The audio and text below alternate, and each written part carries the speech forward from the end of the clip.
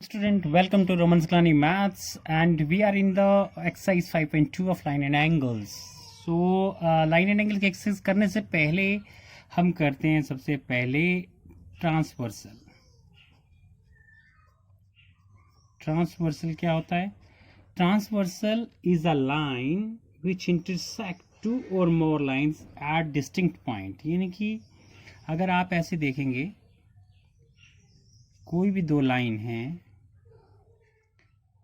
उसको कोई लाइन ऐसे कट करती है. अगर ये L है और ये M है, सो दिस इज PLM. तो ये P जो है, P is a transversal. P is a transversal. ठीक है. Transversal is a line which intersects two और more lines at distinct point. Distinct point मतलब यहाँ अलग पॉइंट पे कट करती है, तो उसे कहते हैं हम ट्रांसवर्सल. अब बात आती है ट्रांसवर्सल की. तो ट्रांसवर्सल में हम देखते हैं ये एंगल 1, एंगल 2, एंगल 3, एंगल 4, और ये हो गया एंगल 5, एंगल 6, एंगल 7, और ये हो गया एंगल 8. ठीक है. अब हम देखते हैं इसमें क्या क्या एंगल होते हैं. ठीक है. अब इसमें सबसे पहले आता है interior angle. Interior angles. Interior angle कौन कौन से हैं इसमें? सबसे पहले हम देखेंगे इंटीरियर एंगल कौन से हैं. Angle 3, angle 4, angle 5, angle 6. ठीक है. फिर हमारे पास आता है एक्सटीरियर एंगल. सेकंड कौन सा आ गया? Exterior angle. अब एक्सटीरियर एंगल कौन कौन से हैं? एंगल 1, देखिए जो बाहर की तरफ है, ये अंदर की तरफ हो गए. बाहर की तरफ कौन है? Angle 1, angle 2, angle 7, angle 8. ठीक है. थर्ड हमारे पास आता है pair of alternate interior angle. Interior angle, pair of alternate interior angle कौन कौन से हैं इसमें? हम देखेंगे एंगल 1 एंड एंगल 5, फिर एंगल 2 एंड एंगल 6. देख रहे हैं आप? Pair of alternate interior angle. Just a minute, हमने 2. ओके. सो अगर आप यहाँ पे देखते हैं तो अल्टरनेट इंटीरियर एंगल कौन कौन से? एंगल 1 और एंगल 5. मैंने अल्टरनेट इंटीरियर एंगल मैंने गलत लिख दिया है. एक मिनट, इसको दोबारा थोड़ा करेक्ट करते हैं. एंगल 1 और एंगल 5 तो करस्पॉन्डिंग एंगल है. Pair of alternate interior angle लिखने हैं हमने. हम लिखेंगे क्या हो गया? एंगल 4 एंड एंगल 6, और दूसरा आ गया एंगल 3 एंड एंगल 5. ठीक है. क्लियर हो गया? एंगल 3 एंड एंगल 5 हो गया. फिर आपके पास आता है फोर्थ, आपके पास आता है corresponding angle. Pair of corresponding angles. Pair of corresponding angle कौन कौन से हैं ये आपको देखना है. अब अल्टरनेट तो हो गया. अल्टरनेट इंटीरियर एंगल का मतलब इनसाइड में जो थे, अपोजिट में. ठीक है. अब करस्पॉन्डिंग एंगल जो जिनका फेस एक तरफ खुला, जैसे angle 1 and angle 5, angle 1 and angle 5. फिर अगर यहाँ देखें angle 4 and angle 7, angle 4 and angle 7. फिर आप देखते हैं, अब दूसरी साइड चले जाते हैं तो क्या होता है? Angle 6, angle 2 and angle 6. ठीक है. फिर आप देखते हैं एंगल 3 एंड एंगल 8. ये क्या हो गया? पेयर ऑफ करस्पॉन्डिंग एंगल हो गए. फिर आपके पास आता है pair of interior angle on the same side of the transversal. Pair of interior angles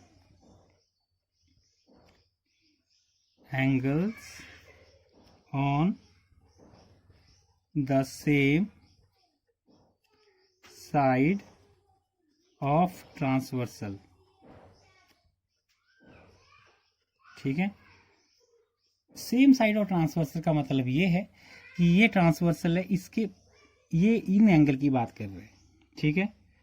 pair of interior angle on the same side of the transversal, तो जैसे अगर आप इसमें देख रहे हैं, so angle 4 and angle 5, angle 4 and angle 5, और दूसरा क्या आ जाएगा, angle 3 and angle 6 and angle 6।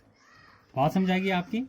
तो ये बात करी हमने, अभी हमने ये नहीं बताया है आपको कि ये जो ट्रांसवर्सल है, देखिए ये this is not a parallel line. अभी हम क्या करेंगे, जितने भी एंगल अगर हमने अभी डिस्कस किए, क्लियर है, ये तो ट्रांसवर्सल के किए, और ये पैरेलल लाइन, ये नहीं बोला मैंने कि एल एंड एम पैरेलल है, लेकिन जब ये पैरेलल हो जाता है तो लाइन जब पैरेलल होगी, अभी क्या है, ये एंगल एग्जिस्ट तो करेंगे बट ये इक्वल नहीं है, लेकिन जब ये लाइन पैरेलल होंगी तो क्या हो जाएगा कि ये इंटीरियर एंगल है, जैसे ये इंटीरियर एंगल है, कौन से इंटीरियर एंगल, जैसे एंगल 3 एंगल 4, एंगल 3 एंगल 4 दे रखा है, और ये इंटीरियर एंगल इन ये जो इनका एंगल सम कितना होगा, हमेशा 180 होगा। एक्सटीरियर एंगल जो होंगे वो एक्सटीरियर एंगल कौन से 1 2 7 4, वो उसमें भी एग्जिस्ट करेंगे। Pair of interior alternate interior angle क्या होंगे, जब लाइन पैरेलल होंगी, सो ये एंगल इसके इक्वल होगा, ये एंगल इसके इक्वल होगा। करस्पॉन्डिंग एंगल भी जब लाइन पैरेलल होंगी तो ये क्या होगा, दोनों इक्वल होंगे। 1 जो है वो 5 के इक्वल होगा, 4 जो है 7 के इक्वल होगा, 2 जो है 6 के इक्वल होगा, और 3 जो है वो 8 के इक्वल होगा। Pair of interior angle on the same side of transversal, वहां भी ये जो है ये इसमें लाइक करेगा ही करेगा, ठीक है। सो आप देखेंगे तो इनका सम कितना हो जाएगा, पेयर ऑफ इंटीरियर एंगल का जो सम है, जो इंटीरियर एंगल है, ये जो सेम साइड ऑफ ट्रांसवर्सल है, उनका सम हमेशा क्या होगा, 180 होगा। ये आपने हमेशा ध्यान रखना है, कब, जब लाइन पैरेलल होती है। लेकिन ट्रांसवर्सल के लिए ऐसी कोई कंडीशन नहीं है कि वो सिर्फ पैरेलल लाइन पे ही एक्ट करती है, ये पैरेलल लाइन पे भी एक्ट करती है और नॉन पैरेलल लाइन पे भी एक्ट करती है। Transversal is a line that intersect 2 or more lines at a distinct point, अलग पॉइंट पे काटती है, इज कॉल्ड ट्रांसवर्सल। क्लियर, बात समझ आ गई आपको। सो दोनों चीजें मैंने इसमें आपको क्लियर कर दी है, बात समझ आ गई। अगर पैरेलल लाइन होंगी तो ये pair of alternate interior angle equal होंगे, पेयर ऑफ करस्पॉन्डिंग एंगल भी इक्वल होंगे, एंड वर्टिकली अपोजिट एंगल तो इक्वल होते ही है। इंटरसेक्टिंग लाइन हमने किया है, इंटरसेक्टिंग लाइन जब भी होती है, जैसे लाइन अगर ये इंटरसेक्ट कर रही है तो दिस एंगल है equal to this angle and this angle equal to this angle, ये कौन से एंगल होते हैं, वर्टिकली अपोजिट एंगल, ठीक है। वर्टिकली अपोजिट एंगल हमेशा क्या होते हैं, इक्वल करते हैं, ठीक है, बात समझाएगी, इक्वल होते हैं। सो इंटरसेक्टिंग लाइन भी होती है, इंटरसेक्टिंग लाइंस, इंटरसेक्टिंग लाइन में क्या होता है कि लाइन ऐसे कट करती हैं आपस में, ठीक है। ये मान लो ये L है और ये M इंटरसेक्ट कर रही है, तो एंगल 1 और एंगल 2 ये हमेशा इक्वल होंगे, ये इक्वल होगा इसके, और एंगल 3 और एंगल 4 ये दोनों आपस में इक्वल होंगे, ठीक है। तो इसे कहते हैं वर्टिकली अपोजिट एंगल, क्या कहते हैं, वर्टिकली ऑपोजिट एंगल्स, ठीक है। ये हमेशा आपको याद रखना है। और जो मैंने अभी बात करी आपको ट्रांसवर्सल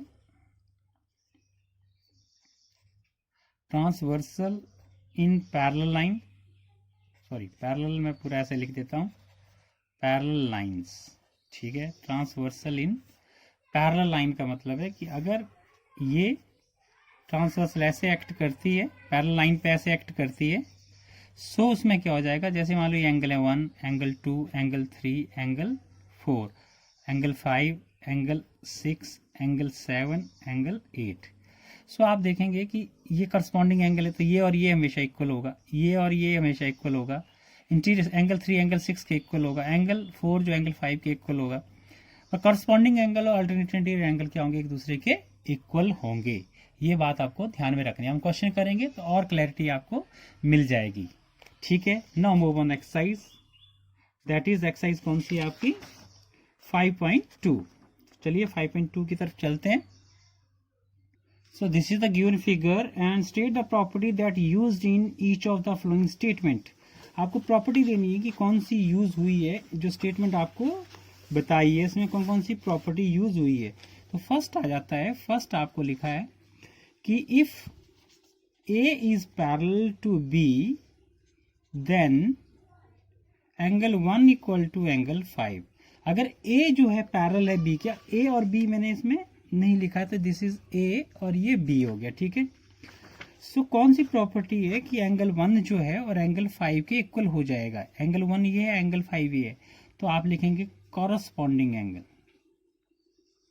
कॉरस्पॉन्डिंग एंगल्स क्या लिखेंगे, करस्पॉन्डिंग एंगल के कारण ये इक्वल है। This is the property. Corresponding angle जब लाइन पैरेलल होती है तो करस्पॉन्डिंग एंगल क्या हो जाते हैं, इक्वल हो जाते हैं।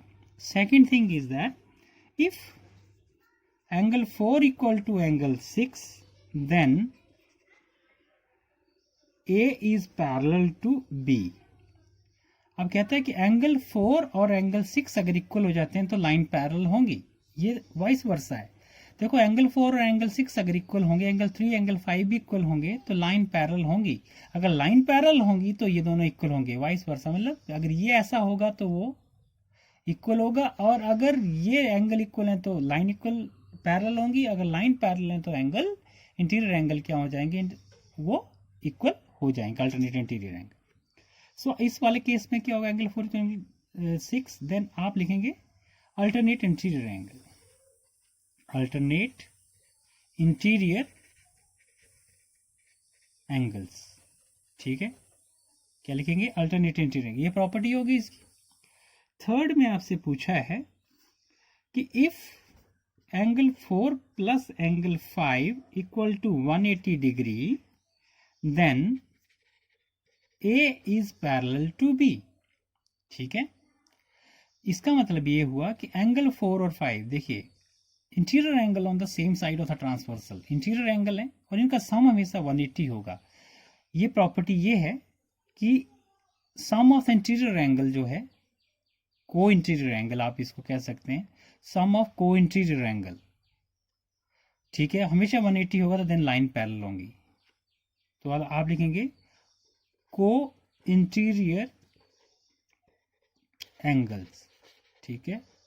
प्रॉपर्टी क्या होगी, को इंटीरियर एंगल, इनकी को इंटीरियर एंगल ऑन द, ये भी लिख सकते हैं, on the same side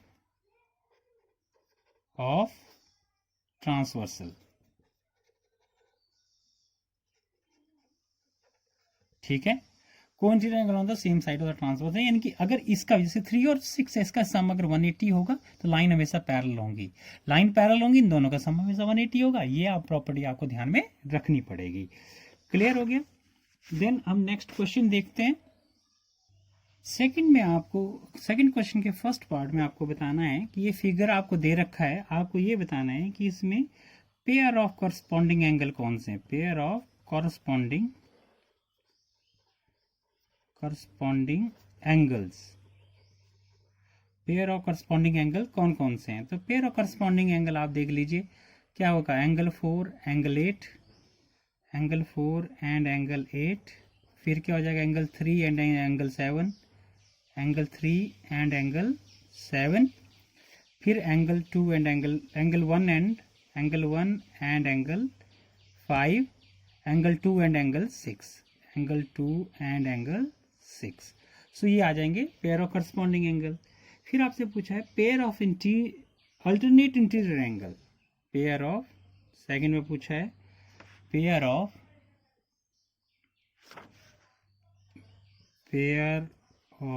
alternate interior angles, ठीक है। सो कौन कौन से होंगे आप देखिए, अल्टरनेट इंटीरियर एंगल कौन है, 3 एंड 5, एंगल 3 एंड एंगल 5, और दूसरा आपके पास आ जाएगा angle 2 and angle 8, angle 2 and angle 8। Clear. ये आगे आ जाएंगे इसके pair of alternate interior angle आ जाएंगे। देन आपसे पूछा है थर्ड में आपसे पूछा है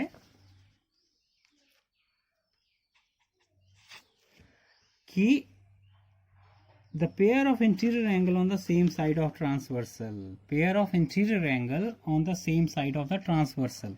अब सेम साइड ऑफ ट्रांसवर्सल क्या है, देखिए सेम साइड ऑफ ट्रांसवर्सल ये है, तो 3 and 8 interior angle of same side हो, 3 एंड 8 हो जाएगा, 2 एंड 5 हो जाएगा। तो हम लिखेंगे एंगल 3 एंड एंगल 8 और एंगल 2 एंड एंगल 5। ठीक है।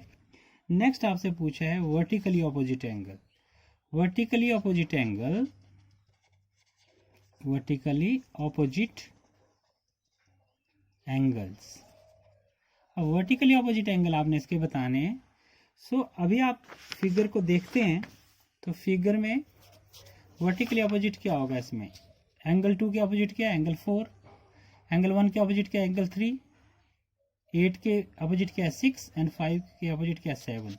तो आप लिखेंगे पेयर इसका कैसे लिखेंगे, एंगल 4 एंड एंगल 2 एक हो गया, एंगल 1 एंड एंगल 3 सेकंड हो गया, एंगल 8 एंड एंगल 6 तीन हो गए, और एंगल 5 एंड एंगल 7। ठीक है, ये आपको ध्यान रखना है। क्लियर हो गया। देन आपका आ जाता है थर्ड क्वेश्चन। सो आप देखते हैं इसमें कि angle line P is parallel to line Q। ठीक है, और एक एंगल आपको दे रखा है। नाउ आपको रेस्ट ऑफ एंगल्स आपको निकालने हैं, जितने भी एंगल आपको दे रखे हैं वो सारे आपको निकालने हैं। अब प्रॉपर्टीज क्या है, पी क्यू। अब प्रॉपर्टी यहाँ लगेगी, यानी कि ये दो लाइन पैरेलल है, ये ट्रांसवर्सल हो जाएगी। सो ये ट्रांसवर्सल हो जाएगी तो आपने जो पैरेलल लाइन की प्रॉपर्टीज पढ़ी हैं वहां से आप ये सारी चीजें निकाल सकते हैं। देखिए अब ये 125 D is equal to 125, D is equal to 125, क्यों, कॉरस्पॉन्डिंग एंगल हो जाएंगी। दोनों का फेस एक तरफ खुल रहा है तो कॉरस्पॉन्डिंग एंगल, कॉरस्पॉन्डिंग एंगल्स। ठीक है, डी आ गया। अब D is equal to B, that is also 125 degree. ठीक है, सो डी को क्या हो जाएगा, vertically opposite angle, vertically opposite angles. ठीक है, ये डी और बी भी आ गया आपके पास। अब डी और बी आपके पास आ गया। अब आप ही देखेंगे ये आ गया, ये आ गया, ये आपके पास आ गया।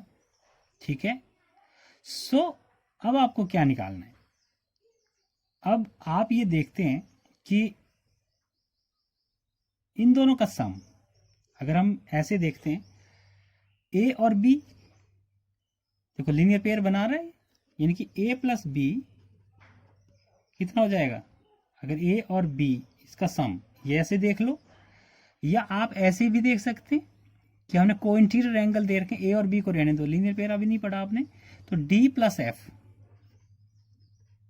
कितना है, 180 डिग्री होगा, क्योंकि ये दोनों लाइन पैरेलल है, को इंटीरियर एंगल हो गए।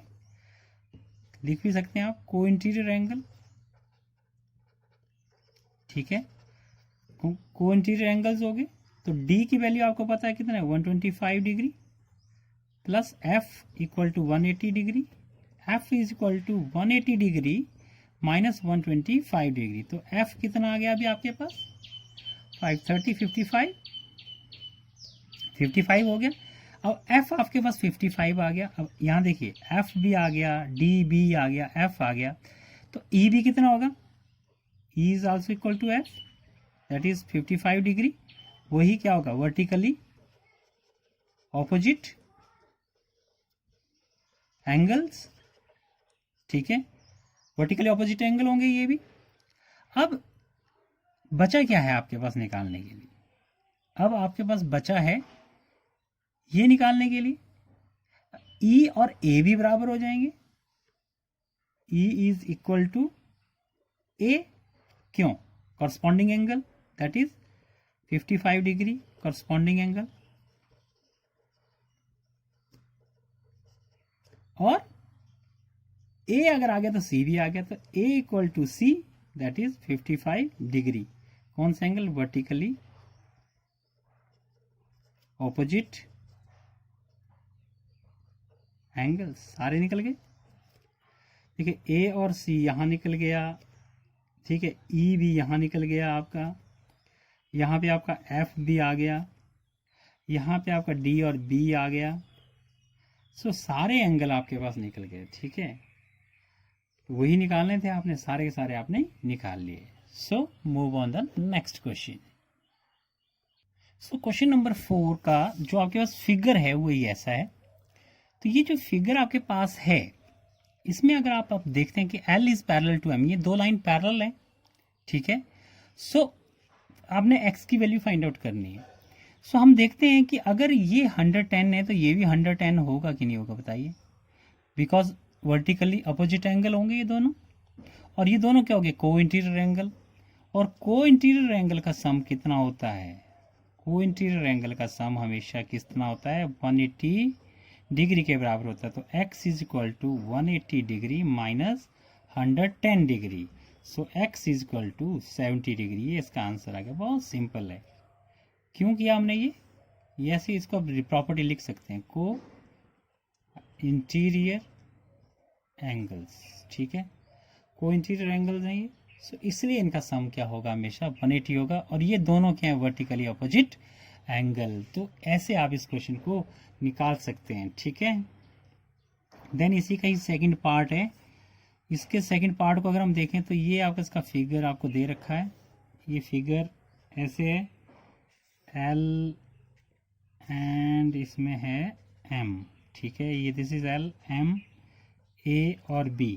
पैरेलल कौन सा है, इसमें भी L is parallel to M है। पहले ऐसा नहीं देखना है आपको, जो दिया है उसको A और B पैरेलल नहीं दे रखा उसने, L एंड M पैरेलल दे रखा है। और ये कितना दे रखा है, 110 नहीं, 100 है। और ये कितना है, X है, ठीक है।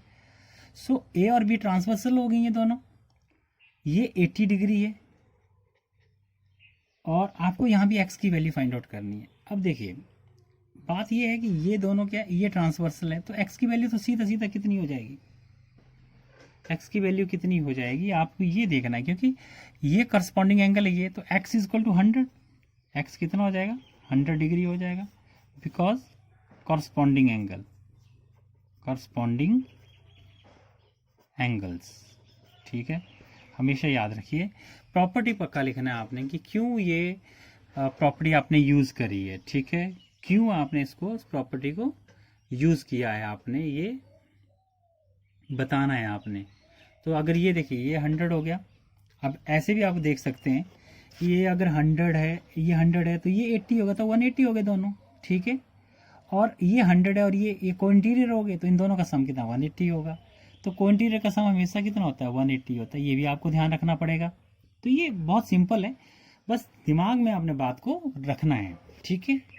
Now move on the next question. So question number 5 का फिगर ऐसा है। इसमें क्या दे रखा है आपको, ABC। इसमें साथ में ये देखा था, arms of the two angles are parallel to each other. यानी कि अब आर्म्स की बात करें तो इसमें मतलब ये हुआ कि AB इज पैरेलल टू किसके,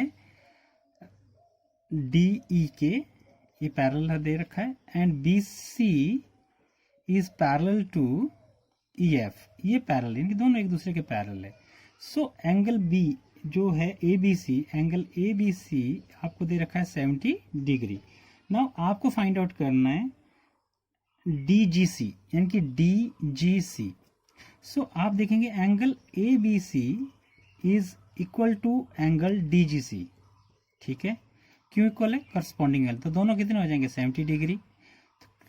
प्रॉपर्टी भी लिखना आपने, करस्पॉन्डिंग एंगल्स, ठीक है। करस्पॉन्डिंग एंगल्स आपने लिखना है इसमें। दूसरा क्या निकालना है आपको, तो आपको दूसरा निकालना है DEF, ये एंगल निकालना है। तो आप लिखेंगे कि angle DGC is equal to angle DEF।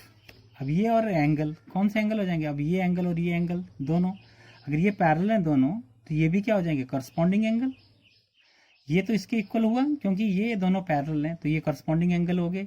अब ये इक्वल हो गया इसके, क्योंकि ये दोनों भी क्या हो गए।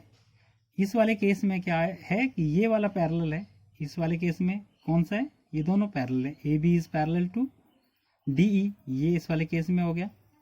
अब इस वाले केस में क्या हो जाएगा, सेकंड वाले में ये आ जाएगा equal to 70 degree.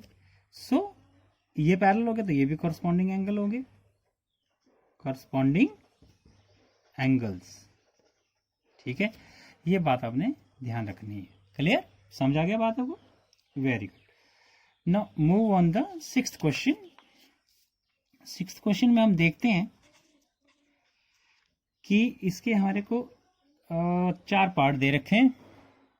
Question number 6 में आपको बताना है कि in the given figure decide whether L is parallel to M। आपको ये बताना है कि इन फिगर्स में कि L जो है वो M के पैरेलल है या नहीं है, ये आपको बताना है।